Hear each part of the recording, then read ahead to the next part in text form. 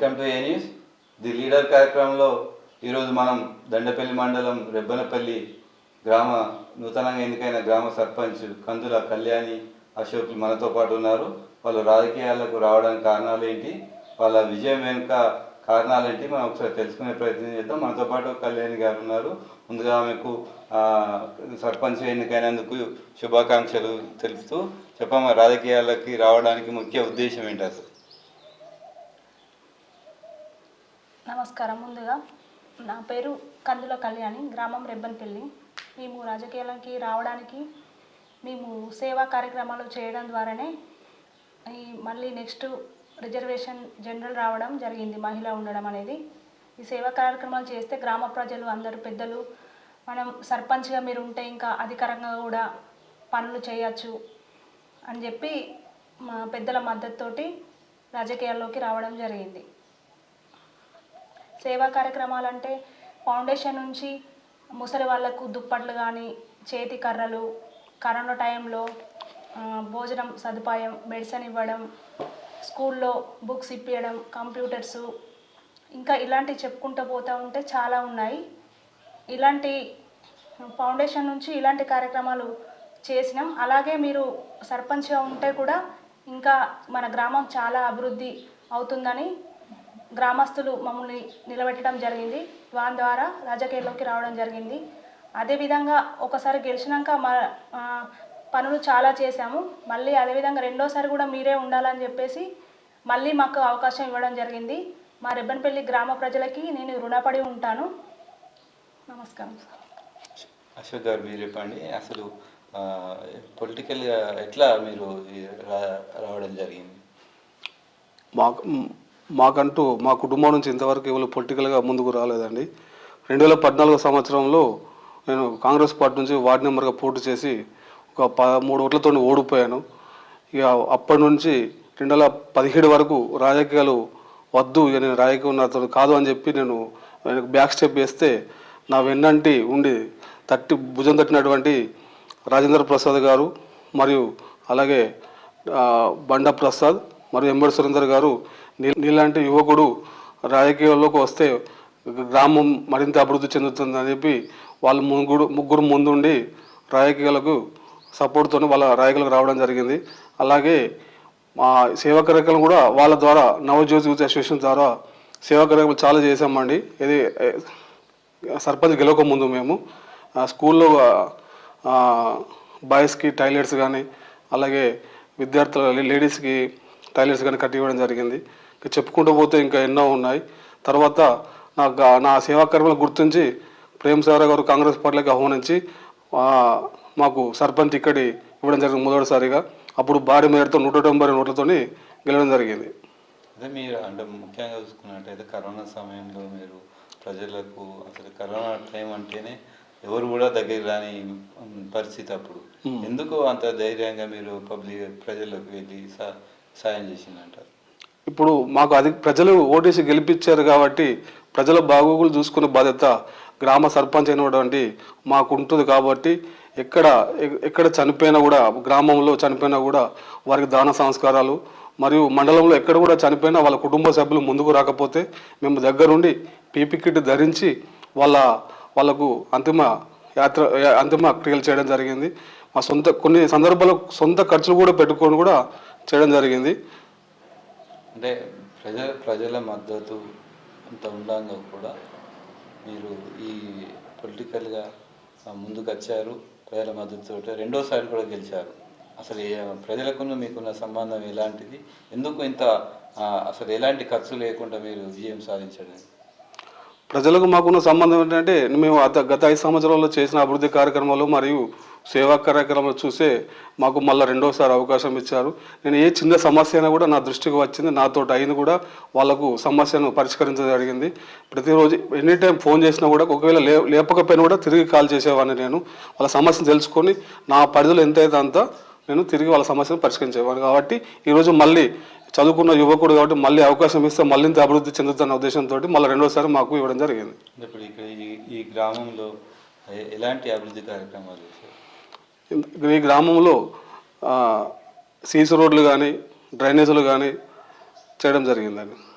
అంటే ఇంకా అంటే ఇప్పుడు రాబోయే రోజుల్లో ఇప్పుడు మళ్ళీ సర్పంచ్గా గెలిచారు, ఉమ్. మీరు ఏమేమి హామీలు ఇచ్చారు ప్రజలకు, ఏం చేయబోతున్నారు? ఎమ్మెల్యే గారి ఎమ్మెల్యే ప్రేమ్ సార్ గారి సహకారంతో మా రెబ్బెనపల్లి గ్రామంలో ఎన్నడూ లేని చరిత్రలో ఎన్నడూ లేని విధంగా ఒక 200 కోట్లతో ఇంటిగ్రేటెడ్ స్కూల్ మా రెబ్బెనపల్లి గ్రామానికి మంజూరు అయింది. ఆ మంజూరు శంకుస్థాపన కార్యక్రమానికి పెద్ద మొత్తంలో ఒక మినిమం ఒక 20,000 మందితోటి భూమి పూజ కార్యక్రమం నిర్వహించడం జరిగింది. అలాగే మొన్న ఒక జూలైలో కూడా 6 months బ్యాక్ కూడా వందూరుగూడలో శాంక్షన్ అయినటువంటి సోలార్ పవర్ ప్రాజెక్ట్ కూడా మా రెబ్బెనపల్లి గ్రామంలో ఉన్నటువంటి గుట్టకు ఉన్నటువంటి భూమి పైన మీటింగ్ పెద్ద మొత్తంలో 6 మినిస్టర్లు మరియు ఎమ్మెల్యే గారి ఆధ్వర్యంలో పెద్ద మొత్తంలో మీటింగ్ పెట్టడం జరిగింది. దానికి ఒక మినిమం ఒక 50,000 మంది రావడం జరిగింది మీటింగ్. అంటే ఇప్పుడు ఇంకా ఏం చేయబోతున్నారు ఈ గ్రామంలో? ఇంకా ఇంకా ఎమ్మెల్యే గారి సహకారంతో ప్రేమ్ సార్ గారి సహకారంతో ఈ గ్రామంలో కొన్ని సీసీ రోడ్లు కూడా బ్యాలెన్స్ ఉన్నాయి.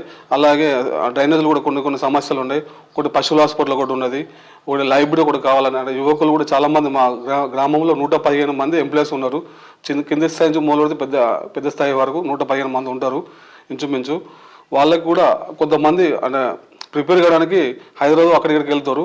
అదేదో ఇక్కడ లైబ్రరీ కూడా ఏర్పాటు చేస్తే ఇక్కడ కూడా ప్రిపేర్ అవుతారని చెప్పి ఆలోచన ఉంది నాకు. ఓకే, మీరు చెప్పండి కదా కళ్యాణ్ గారు, అంటే కరోనా సమయంలో మీ వారు ధైర్యం చేసి ప్రజలలోకి వెళ్ళారు, అప్పుడు మీరు ఏం అబ్జెక్షన్ చెప్పలేదా? చెప్పలేదు. ఇక ఎవరు తల్లిదండ్రులు లేకుండా ఇట్లా ఉంటారు ముసలి వాళ్ళు, నేను పీపీ కిట్లు ధరించి చేస్తా, నాకేం ప్రాబ్లం కాదు అని చెప్పి నాకు ధైర్యం ఇచ్చారు. మన సర్పంచ్ ఉన్నాం కదా, ఊరు బాగోలు అందరు బాగోలు చూసుకోవాలి, నాకు ఏం కాదు, నేను బాగానే ఉంటా అని చెప్పి నన్ను చెప్పి తను సేవా కార్యక్రమాలు చేయడానికి వెళ్ళిండు. సరే అని చెప్పేసి అన్నాను. అంటే అప్పుడు ఎట్లా అనిపించింది మీకు? అంటే చెప్పినప్పటికీ మీకు ధైర్యం ఇచ్చినప్పటికీ కూడా మీకు మనసులో ఏదో ఒక భయం ఆందోళన అనేది ఉంటుంది కదా, ఎట్లా ఫీల్ అయ్యారు మీరు? భయం అయ్యేది, ఒక్కొక్కరు చనిపోతూ ఉంటే.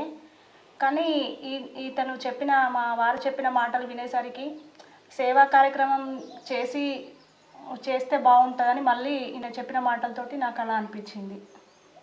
అంటే ఇప్పుడు మీరు రెండోసారి మొదటిసారి సర్పంచ్గా గెలిచారు, మళ్ళీ సర్పంచ్గా గెలిచారు. అప్పటికి ఇప్పటికి ప్రజల మధ్యలో ఏమైనా తేడా అనిపించిందా? తేడా ఏం లేదు. అప్పుడేమో మంచిగా అందరూ బయటకు వెళ్ళి మీకు ఓటేస్తాం గెలిపిస్తామని చెప్పేవారు. ఈసారి కొంచెం అందరూ మాదికే ఉన్నారు, కానీ సైలెన్స్ ఉన్నారు. మీరు గెలుస్తారు, మీకే ఓటేస్తామని ఒకటే వర్డ్ ఉపయోగించేవారు. ఇక మీరే గెలుస్తారు, మీరు మంచి కార్యక్రమాలు చేసిన మేము మర్చిపోము అని చెప్పేసి మళ్ళీ మాకు అదే విధంగా ఓటేసి మమ్మల్ని గెలిపించారు. ఇంకా అభివృద్ధి పనులు చేయాలి, మీరు మంచిగా చేసిందని చెప్పేవారు. ఇప్పుడు ఇంకా అశోక్ గారు మీరు చెప్పండి, ఈ గ్రామానికి ఇంకా ఏమైనా చేసే అవకాశాలు ఉన్నాయా? ఇంకా మీరు ఎప్పటికుండా కూడా మా గ్రామానికి ఎమ్మెల్యే గారు ఒక 24 ఇండ్లు ఫస్ట్ విడతలో ఇవ్వడం జరిగింది. మళ్ళీ కొన్ని ఇందిరమ్మ ఇండ్లు రెండో విడతలో కావాలని ఎమ్మెల్యే గారి దృష్టికి తీసుకెళ్ళి మినిమం ఒక 50 ఇండ్లు కావాలని చెప్పి ఎమ్మెల్యే గారిని కోరుతాం. ఎందుకంటే దండేపల్లి మండలంలో రెబ్బెనపల్లి కొంచెం ఆర్థికంగా వీక్ ఉంటుంది కాబట్టి, కొంతమంది పేదలు మా రెబ్బెనపల్లి గ్రామంలో ఎక్కువ ఉన్నారు కాబట్టి మినిమం ఒక 50 ఇండ్లు అయితే సరిపోతుందని మాకు అనిపిస్తుంది. దానికోసం ఎమ్మెల్యే గారిని త్వరలో కలిసి రెండో విడతలో ఒక 50 ఇండ్లు మంజూరు కోసం కోరడం జరుగుతుంది. కానీ ఇదే అంటే వీకున్న గ్రామం అని మీరే చెప్తున్నారు, కానీ ఈ గ్రామానికే పెద్ద ఎత్తున నిధులు వస్తున్నాయి, ఒక ఇంటిగ్రేటెడ్ స్కూల్ వచ్చింది. అసలు మీ గ్రామమే ఇప్పుడు ఈ మంచిర్యాల జిల్లాలోనే పబ్లిసిటీ అవుతుంది. దీన్ని ఎట్లా చూస్తారు? ఎమ్మెల్యే గారికి మీరే చెప్తారు. రెబ్బెనపల్లి గ్రామంలో జిల్లా స్థాయిలో కాకుండా ఎమ్మెల్యే గారు రాష్ట్ర స్థాయిలో కూడా తీసుకెళ్లారు. మంచిర్యాల జిల్లాలో డిప్యూటీ సీఎం గారు పర్యటించినప్పుడు ఇంత పెద్ద గుట్ట పైన మీటింగు అవుతుందని కొంచెం అబ్జెక్షన్ చేయడం జరిగింది. సార్ పట్టుదలతో, మా మండల నాయకుల పట్టుదలతో ఆ మీటింగ్కు సక్సెస్ఫుల్గా చేసినప్పుడు ఆ మీటింగ్కు డిప్యూటీ సీఎం గారు వచ్చినప్పుడు చూసి ఈ గుట్ట పైన ఇంటిగ్రేటెడ్ స్కూల్ చాలా మంచిగా ఉంటుంది, ఇంత మంచి ప్లేసు స్టేట్లోనే ఇంత ఇంటిగ్రేటెడ్ స్కూల్కి స్టేట్లో ఎక్కడ లేని ప్లేస్ మన రెబ్బెనపల్లిలో ఉంది. ఇది మా రెబ్బెనపల్లి గ్రామ ప్రజల అదృష్టం అనేది మేము భావిస్తున్నాం. రెబ్బెనపల్లి ఒక మారుమూల, దండపల్లి మండలంలో ఒక మారుమూల ప్రాంతమే రెబ్బెనపల్లిలో ఒక 200-300 కోట్ల రూపాయలతో ఇక్కడ స్కూల్ ఏర్పాటు చేస్తున్నారు. ఏంటి అసలు ఎమ్మెల్యే గారు ఈ ఇట్లాంటి మారుమూల గ్రామాల పైన ఉన్న ప్రేమ ఏంటి అసలు? ఎమ్మెల్యే గారు గత ఎమ్మెల్యే ఎన్నికల ప్రచార కార్యక్రమంలో భాగంగా రెబ్బెనపల్లిలో చాలామంది ఎంప్లాయీస్ ఉన్నారు కాబట్టి ఇక్కడ విద్యాపరంగా అయితేనే ఇక్కడ స్కూల్ కట్టిస్తేనే ఇంకా కూడా అభివృద్ధి చెందిన ఉద్దేశంతో ఎమ్మెల్యే గారు విద్యపైన దృష్టి పెట్టారు, విద్యా వైద్యం మీద దృష్టి పెట్టారు. కాబట్టి ఆ విద్య అయితే రెబ్బెనపల్లి అయితేనే బాగుంటుందనే ఉద్దేశంతో మాకు మా గ్రామానికి ఇంత పెద్ద స్కూల్ మంజూరు చేయించారు. అంటే ఇంకా మీరు అంటే ఇప్పుడు ఈ కాంగ్రెస్ ప్రభుత్వంలో ప్రజలకు ఎలాంటి సంక్షేమ పథకాలు అందుతున్నాయి?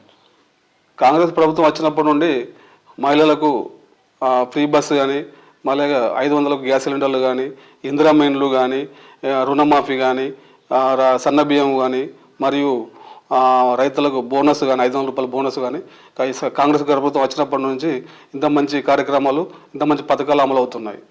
అంటే ఇంకేం చేస్తే ఈ గ్రామం అభివృద్ధి చెందాలంటే ఇంకేం చేస్తే బాగుంటుంది?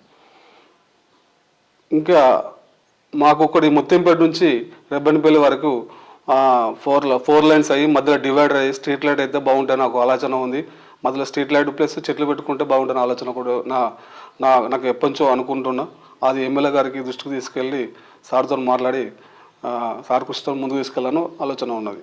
ఖచ్చితంగా మీ కోరిక మాత్రం తీరే అవకాశం ఉంది. ఎందుకంటే ఇంటిగ్రేటెడ్ స్కూల్ ఉంది కాబట్టి ఖచ్చితంగా ముత్యంపేట నుంచి మీరు అన్నట్టుగా 4-వే లైన్ చేయడానికి కూడా ఎమ్మెల్యే గారు సహకరిస్తారని మనం ఆశిద్దాం. ఖచ్చితంగా ఇంకా మీరు చెప్పండి మేడం, సర్పంచ్గా ప్రజలకు ఎలా అందుబాటులో ఉండబోతున్నారు? ఇంకా ఎలా అంటే ఏమి సమస్యలు ఉన్నా వాళ్ళని కనుక్కొని అడిగి వాళ్ళకి ఏమేమి అవసరాలు ఉన్నాయో అన్ని పనులు చేస్తాం. ముందు కూడా చేసినాం. అలాగే ఇప్పుడు కూడా చేస్తామనే ఉద్దేశంతో వాళ్ళు మమ్మల్ని గెలిపించారు. చేసిన పనుల బట్టి వాళ్ళకి అందుబాటులో ఉన్నాం. ఇప్పుడు కూడా అదే విధంగా పనులు చేసి వాళ్ళకి అందుబాటులో ఉంటాం. మహిళలు మీరు ప్రచారంలో పోయినప్పుడు ఎట్లా రిసీవ్ చేసుకున్నారు? మహిళలు చాలా బాగా చేసుకున్నారు. ఎందుకంటే నాకు హెల్త్ బాగాలేక బ్రెయిన్ ట్యూమర్ సడన్గా వచ్చి సర్జరీ అయింది. మేడం మీరు రాకండి, మీరు చేసిన పనులు మాకు తెలుసు, మీకు హెల్త్ బాగాలేదు కదా, అసలు మీరు ఓటు అడగడానికి రాకండి, మీకే ఓటేస్తాం మేము అని చెప్పి నాకే వాళ్ళు ఇలా చెప్పడం నాకు చాలా సంతోషం అనిపించింది. ఆనందం కూడా బాధ కూడా అనిపించింది. అది సార్ అంటే ఎట్లా వాళ్ళ ప్రేమ అట్లా మీరు రాకున్నా కూడా నాకు ఓటేస్తా అన్నప్పుడు అప్పుడు మీకు ఎట్లా అనిపించింది? ఎందుకు ప్రజలు ఇంత కనెక్ట్ అయింది అనుకుంటాను? మేము చేసిన కార్యక్రమాలు వాళ్ళతో ఉన్న స్నేహంతో వాళ్ళని స్నేహపూర్వకంగా ఇంటికి వచ్చిన స్నేహంగా మాట్లాడడం, వారు ఏం సమస్యలు ఉన్నా అడిగి చెప్పడం. ఈ అశోక్ ఏ రాత్రి టైం కూడా మధ్యాహ్నం అని కాకుండా 1 గంట 2 గంటలకు కూడా ఫోన్ వచ్చినా తను రిసీవ్ చేసుకొని వెళ్ళడం, ఏదైనా ఉంటే నేను కూడా సజెషన్ ఇచ్చి తనని పంపడం, అన్ని రకాల మా ఇద్దరి సేవా కార్యక్రమాలు చూసి నాకు వాళ్ళు మీకు ఓటేస్తాం, మీరే గెలుస్తారు కంపల్సరీ, మీరు తిరగకండి మేడం అని చెప్పేవారు.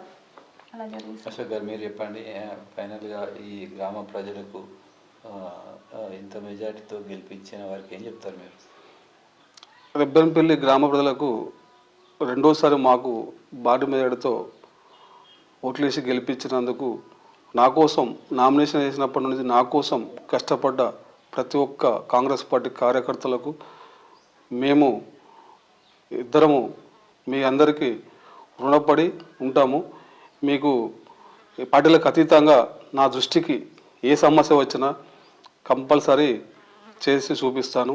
ఎందుకంటే ఎలక్షన్ మటుకు ఊళ్ళో 4 రోజుల మటుకు ఎలక్షన్ మటుకు తర్వాత ఎలక్షన్ గురించి మర్చిపోయి అందరి గ్రామ పెద్దల సహకారంతో రెబ్బెనపల్లి గ్రామాన్ని మరింత అభివృద్ధి చేసుకుందామని నాకు ఆలోచన ఉంది. తప్పకుండా మీ సహకారం కూడా కావాలని నాకు మనసులో ఉన్నది. Okay, thank you. మొత్తానికి రెబ్బెనపల్లి ఒక మారుమూల గ్రామం అయినప్పటికీ కూడా అభివృద్ధితో పాటు సంక్షేమ పథకాలు ప్రజలకు అందిస్తూ సేవా కార్యక్రమాల్లో కూడా వారికి వెన్నంటి ఉంటాను, 24 గంటల వరకు అందుబాటులో ఉంటున్నాను కాబట్టి రెండోసారి సర్పంచ్గా గెలిపించడం జరిగింది. ఖచ్చితంగా రాబోయే రోజుల్లో ఎమ్మెల్యే కొక్కిరాల ప్రేమసాగర్ రావు సహాయ సహకారాలతో ఈ గ్రామాన్ని మరింత అభివృద్ధి చేస్తూ జిల్లాలో ముఖ్య గ్రామంగా ఈ గ్రామాన్ని తీర్చిదిద్దుతానని చెప్పి మనతో పాటు రెబ్బెనపల్లి గ్రామ సర్పంచ్ కందుల కళ్యాణి అశోకులు తెలిపారు. మరో లీడర్తో మళ్ళీ కలుద్దాం. నమస్కారం.